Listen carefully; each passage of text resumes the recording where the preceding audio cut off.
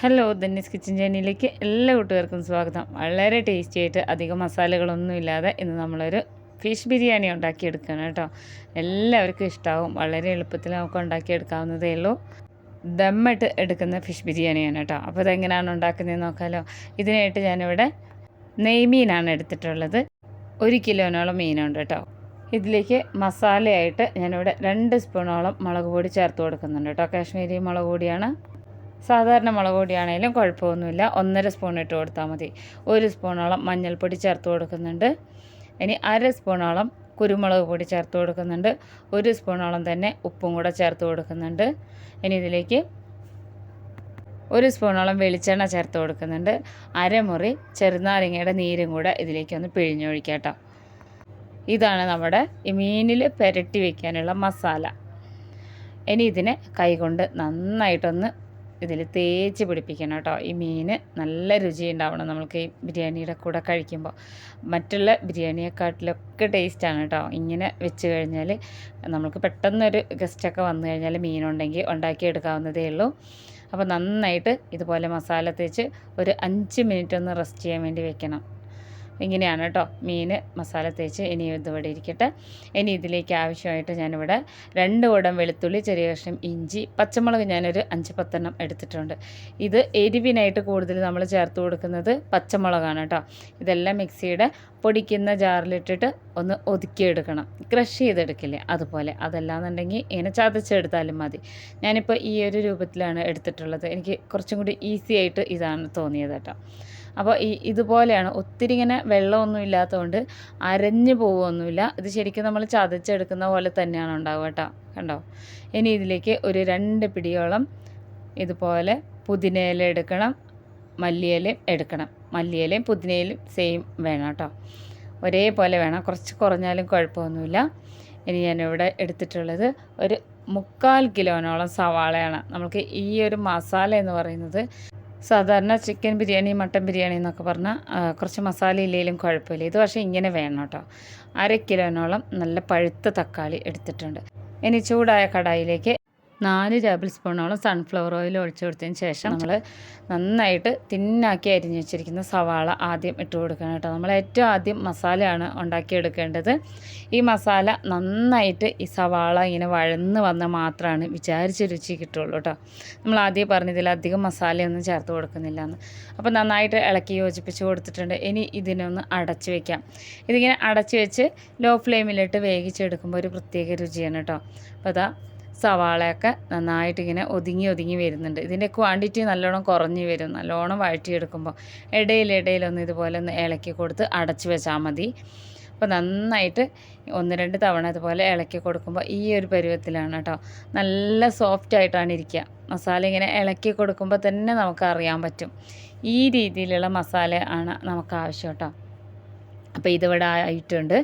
ഈ ഒരു സമയത്ത് നമ്മൾ ഒതുക്കി വെച്ചിട്ടുള്ള വെളുത്തുള്ളി ഇഞ്ചിയുടെ കൂട്ടുണ്ടല്ലോ, പച്ചമുളകും വെളുത്തുള്ളി ഇഞ്ചി, ആ ഒരു കൂട്ട് ഇട്ട് കൊടുത്തതിന് ശേഷം നമ്മളിത് മീഡിയം ഫ്ലെയിമിലാക്കി കൊടുക്കണം.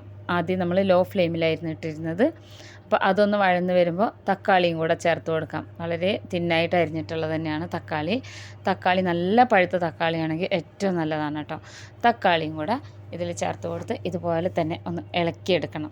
നമുക്കിതെല്ലാം അരിഞ്ഞ് വെച്ച് കഴിഞ്ഞാൽ പെട്ടെന്ന് പണി തീർക്കാം കേട്ടോ.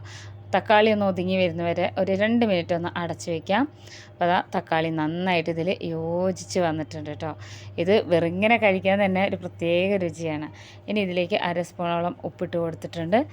1/2 സ്പൂണോളം ഗരം മസാലപ്പൊടി, പട്ട, ഗ്രാമ്പൂ, ഏലക്ക, ഇതാണ് കേട്ടോ. വേറെ ഒന്നുമല്ല ഇട്ട് കൊടുത്തിട്ടുള്ളത്. ഇനി നമ്മൾ എടുത്ത് വെച്ചിട്ടുള്ള പുതിനയിലയും മല്ലിയിലയും കൂടെ ഒരുമിച്ച് ഇട്ട് കൊടുക്കുകയാണ്. ഇതാണ് നമ്മൾ ഇതിൽ ചേർത്ത് കൊടുക്കുന്ന മസാല എന്ന് പറയുന്നത് കേട്ടോ.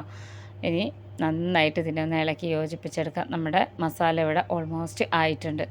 ഇതിൻ്റെ ഒരു പച്ചമണം മാറുന്നവരെ ഒന്ന് ഇളക്കിയാൽ മതി. ഇനി ഇതിലേക്ക് നമ്മൾ മഞ്ഞൾപ്പൊടി ചേർക്കാൻ മറന്നുപോയിരുന്നു. 1/2 സ്പൂണോളം മഞ്ഞൾപ്പൊടിയും കൂടെ ഒന്ന് ചേർത്ത് കൊടുക്കണം. 1/2 സ്പൂണോളമാണ് കേട്ടോ ചേർത്തിട്ടുള്ളത്. നന്നായിട്ടൊന്ന് ഇളക്കി യോജിപ്പിച്ചെടുത്തതിന് ശേഷം നമ്മുടെ മസാല ഇവിടെ റെഡി ആയിട്ടുണ്ട്. ഒട്ടും തന്നെ മുളക് പൊടിയോ മല്ലിപ്പൊടിയോ ഒന്നും ചേർക്കാത്ത നല്ല കിടിലൻ മസാലപ്പൊടിയാണ്. ഇനി സ്റ്റൗ ഓഫ് ചെയ്യാം. ഇനി ഇതിവിടെ ഇരിക്കട്ടെ. ഞാനിവിടെ അരി എടുക്കുകയാണ് കേട്ടോ. ഇത് ഞാൻ കൈമ റൈസാണ് എടുക്കുന്നത്. മീൻ ബിരിയാണി വയ്ക്കുമ്പോൾ കഴിയുന്നതും കൈമ റൈസ് എടുക്കുന്നതായിരിക്കും നല്ലത്. എനിക്ക് ഇങ്ങനെ വെച്ചിട്ടാണ് കുറച്ചുകൂടി ടേസ്റ്റ് തോന്നിയത് കേട്ടോ. 2.5 കപ്പോളം ഞാൻ അളന്നെടുത്തിട്ടുണ്ട്. ഇത് നന്നായിട്ട് കഴുകി വാർത്ത് വെച്ചതിന് ശേഷം നമുക്ക് പെട്ടെന്ന് തന്നെ റൈസ് ഉണ്ടാക്കാം. ഞാനിവിടെ കുക്കർ സ്റ്റൗവിൽ വെച്ചിട്ട് 3 ടേബിൾ സ്പൂൺ സൺഫ്ലവർ ഓയിലും പട്ട, ഗ്രാമ്പു, ഏലക്ക ഇത് കുറേശ്ശെ ഇട്ട് കൊടുത്തതിന് ശേഷം ഒരു പിടി കറിവേപ്പിലയും കൂടെ ഇതിലേക്ക് ചേർത്ത് കൊടുക്കണം. ഇതിൽ നമ്മൾ കൂടുതലൊന്നും തന്നെ സ്പൈസസും ചേർത്ത് കൊടുക്കുന്നില്ല കേട്ടോ. അപ്പോൾ ഇത് വഴന്ന് വരുന്നവരെ നിന്നാൽ മതി, ഒന്ന് മൂത്ത് വരുന്നവരെ. ഇനി ഇതിലേക്ക് ആവശ്യത്തിന് വെള്ളം ചേർത്ത് കൊടുക്കണം. 2.5 ഗ്ലാസ് അരിക്കും നമ്മൾ 5 ഗ്ലാസ് വെള്ളമാണ് ചേർക്കുന്നത്. അപ്പോൾ ഗ്ലാസ് കണക്കും കപ്പ് കണക്കും ഒരേപോലെ തന്നെയാണ് കേട്ടോ. മെഷർമെൻറ്റ് കപ്പില്ലാന്നുണ്ടെങ്കിൽ നമുക്ക് ഗ്ലാസ് കണക്കെടുത്താൽ മതി. അപ്പോൾ വെള്ളം ചേർത്ത് കൊടുത്ത് ഒന്ന് തിളച്ച് വരുമ്പോൾ 1 സ്പൂണോളം ഉപ്പും കൂടെ ചേർത്ത് കൊടുത്തിട്ടുണ്ട്. ഉപ്പൊന്നിങ്ങനെ മുന്നിട്ട് നിൽക്കണം കേട്ടോ. നമ്മൾ നേരത്തെ വെള്ളത്തിലൊന്നിട്ട് കുതിർത്തി വെച്ചിട്ടൊന്നുമില്ല, കഴുകി വാർത്ത് വെച്ചിട്ടുള്ള അരിയാണ് കൈമ റൈസ്. ഇതുപോലെ ഇട്ട് കൊടുക്കണം. ഇതിൽ വേറെ മസാലകളൊന്നും തന്നെ കൂടുതലൊന്നും ചേർത്ത് കൊടുക്കണ്ട, ഇത്രയും മതിയാവും. അപ്പോൾ ഇത് മുഴുവനായിട്ടും ഇട്ട് കൊടുത്തതിന് ശേഷം നന്നായിട്ട് ഇതിനൊന്ന് ഇളക്കിയെടുക്കാം. കൈമ റൈസിന് ഒരു പ്രത്യേക ഒരു മണമൊക്കെയാണ് കേട്ടോ. ഇത് പെട്ടെന്ന് തന്നെ വെന്ത് കിട്ടുകയും ചെയ്യും. നന്നായിട്ടൊന്ന് ഇളക്കി കൊടുത്ത് ഇതൊന്ന് ആയി വരുന്നവരെ അടച്ച് വയ്ക്കാം. മീഡിയം ഫ്ലെയിമിലിട്ടാൽ മതി. അപ്പോഴേക്കും നമുക്ക് മീൻ വറുത്തെടുക്കാം. 5 മിനിറ്റൊക്കെ കഴിഞ്ഞിട്ടുണ്ട് ഇപ്പോൾ കേട്ടോ. മീൻ നല്ലോണം മസാല പിടിച്ചിട്ടുണ്ട്. കടായിലേക്ക് എണ്ണ ഒഴിച്ച് കൊടുത്തതിന് ശേഷം മീനിട്ട് കൊടുക്കാം. ഇത് ഞാൻ എണ്ണ ഒഴിച്ച് കൊടുക്കുന്നത് വെളിച്ചെണ്ണയാണ് കേട്ടോ. വെളിച്ചെണ്ണയിലാണ് മീൻ ഫ്രൈ ചെയ്തെടുക്കുന്നത്. അപ്പോൾ ഇത് തിരിച്ചും മറിച്ചൊക്കെ ഈ ഒരു മീനിനെ ഇട്ട് നന്നായിട്ട് ഇതുപോലെ ഫ്രൈ ചെയ്ത് എടുക്കണം. അപ്പോൾ മീൻ ഓരോ സ്റ്റെപ്പ് ബൈ സ്റ്റെപ്പായിട്ട് ഞാനിവിടെ വറുത്തെടുത്തിട്ടുണ്ട് കേട്ടോ. സാധാരണ മീൻ ബിരിയാണീനെക്കാട്ടിലും ഭയങ്കര ടേസ്റ്റാണ് ഇത് കേട്ടോ. ഇത് ഒരിക്കലെങ്കിലും ഉണ്ടാക്കി നോക്കണേ. അപ്പോൾ മീനൊക്കെ ഇതാ വറുത്തെടുത്തിട്ടുണ്ട്. ഇനി ബാക്കിയുള്ളതും കൂടെ ഇതുപോലെ വറുത്തെടുക്കാം. ഇത് മീൻ വറുത്തെടുക്കുമ്പോഴേക്കും നമ്മുടെ റൈസ് ആയിട്ടുണ്ടാവും. നമുക്ക് നോക്കാം. അപ്പോൾ റൈസ് ഇതാ കറക്റ്റ് പരുവത്തിനാണ് കേട്ടോ വെള്ളം ഒഴിച്ച് കൊടുത്തിട്ടുള്ളത്. അപ്പോൾ ഒട്ടും തന്നെ വെള്ളമില്ലാതെ നമ്മൾ അരി ഇവിടെ വെന്ത് വന്നിട്ടുണ്ട്. നല്ല കറക്റ്റായിട്ട് വെന്ത് വന്നിട്ടുണ്ട്. അപ്പോൾ അതാ നല്ല ചൂടാണ് ഇരിക്കുന്നത് കേട്ടോ. ഇതിൽ നമ്മൾ മഞ്ഞൾപ്പൊടിയൊന്നും ചേർത്ത് കൊടുക്കണ്ട. ഇത് നമ്മൾ ദമ്മിടുമ്പോൾ ഇതെല്ലാം കൂടി യോജിച്ച് ഒരു പ്രത്യേക കളറാണ് ഉണ്ടാവുക കേട്ടോ. ചൂടിൽ നമ്മളിങ്ങനെ ഇളക്കി കൊടുക്കുമ്പോൾ കുറച്ച് കട്ടയായ പോലെ തോന്നും. ഇത് ഒട്ടും തന്നെ കട്ടയൊന്നും പിടിച്ചിട്ടില്ല കേട്ടോ. അപ്പോൾ ഇതിൽ നിന്ന് കുറച്ച് റൈസ് നമുക്ക് ഇങ്ങോട്ട് മാറ്റാം. ഈ കുക്കറിൽ തന്നെയാണ് നമ്മൾ ദമ്മിടുന്നത്. ഇത് ദമ്മിടുന്നതിനും ഒരു പ്രത്യേകതയുണ്ട് കേട്ടോ. ഞാനിതിൽ കുറച്ച് മാത്രം അരി എടുത്തിട്ട് വേറൊരു പാത്രത്തിലേക്ക് മാറ്റുവാണേ. എന്നിട്ട് ഈ അടിയിലുള്ള ചോറുണ്ടല്ലോ, ഇതിനെ ഒന്ന് നല്ലോണം ഒന്ന് മിക്സ് ചെയ്തെടുക്കണം. അപ്പോൾ ഇതുപോലെ കുറച്ച് മാത്രം ഇങ്ങോട്ട് മാറ്റിയിട്ട് ബാക്കിയുള്ളത് ഇതുപോലെ ഒന്ന് ഇളക്കി യോജിപ്പിച്ച് കൊടുക്കണം കേട്ടോ. ഇതിൻ്റെ വേവ് ഒന്ന് കറക്റ്റ് ആവാൻ വേണ്ടിയിട്ടാണ്. ഇതെല്ലാം ചെയ്തെടുക്കുമ്പോൾ സ്റ്റൗ ഓഫ് ചെയ്ത് വെച്ചിട്ടാണുള്ളത് കേട്ടോ. ഇനി നമ്മൾ ഇതിലേക്ക് മീൻ നിരത്തി കൊടുക്കാം. കുറച്ച് ചോറ് നമ്മൾ എടുത്തില്ലേ, ബാക്കി ഇങ്ങനെ ഇതുപോലെ ഈ ചോറിൻ്റെ മേളിൽ മീൻ മുഴുവനായിട്ട് നിരത്തി കൊടുക്കാം. നിരത്തി കൊടുത്തതിന് ശേഷം നമ്മൾ നേരത്തെ ഉണ്ടാക്കി വെച്ചിട്ടുണ്ടായിരുന്ന മസാല ഉണ്ടല്ലോ, ആ മസാല മുഴുവനായിട്ടും ഈ മീനിൻ്റെ മേളിലിട്ട് കൊടുക്കണം. എന്നാലാണ് ഈ മസാലയുടെ ടേസ്റ്റും മീനിൻ്റെ ടേസ്റ്റും കൂടെ അടിയിലുള്ള ചോറിൽ എത്തുള്ളൂ കേട്ടോ. ഇനി ഇതിൻ്റെ മേളിലാണ് ബാക്കി ചോറ് ഇട്ട് കൊടുക്കേണ്ടത്. ഇതിൽ നമുക്ക് കാഷ്യൂ നട്ടോ നെയ്യോ ഒന്നും തന്നെ വേണ്ട. ഞാൻ സാധാരണ മീൻ ബിരിയാണി ഉണ്ടാക്കുമ്പോൾ നെയ്യ് ചേർക്കാറില്ല കേട്ടോ. ഇനി ഇതുപോലെ നന്നായിട്ട് പരത്തി കൊടുത്തതിന് ശേഷം ഒരു 5 മിനിറ്റ് മീഡിയം ഫ്ലെയിമിലിട്ട് നമുക്കിതിനെ ഒന്ന് ആവി കയറ്റിയെടുക്കാൻ ശ്രദ്ധിക്കണം, അടി പിടിക്കരുത്. നമ്മൾ വിസിൽ ഊരി വെച്ചിട്ടുണ്ട് കേട്ടോ. ഇനി 5 മിനിറ്റിന് ശേഷം ഞാൻ തുറന്ന് കാണിച്ചുതരാം. നല്ല ആവി കയറിയിട്ടുണ്ട്. ഇത് ആദ്യമായിട്ട് ഉണ്ടാക്കുന്നവരൊക്കെ ആണെന്നുണ്ടെങ്കിൽ ദോശത്തവ മറ്റേ വെച്ചിട്ട് ചപ്പാത്തിക്കല്ല് വെച്ച് അതിൻ്റെ മേളിൽ വെച്ച് ആവി കയറ്റുന്നതായിരിക്കും കുറച്ചുകൂടെ ബെറ്റർ. ഒട്ടും തന്നെ അടിയിലൊന്നും പിടിക്കാതെ നമുക്ക് നല്ല അടിപൊളിയായിട്ടുള്ള റൈസ് ഇവിടെ റെഡി ആയിട്ടുണ്ട്. ഇത് ആവി കയറുമ്പോൾ ഉള്ളൊരു മണമുണ്ടല്ലോ, പറഞ്ഞറിയിക്കാൻ പറ്റില്ല, അത്ര രുചിയാണ് കേട്ടോ.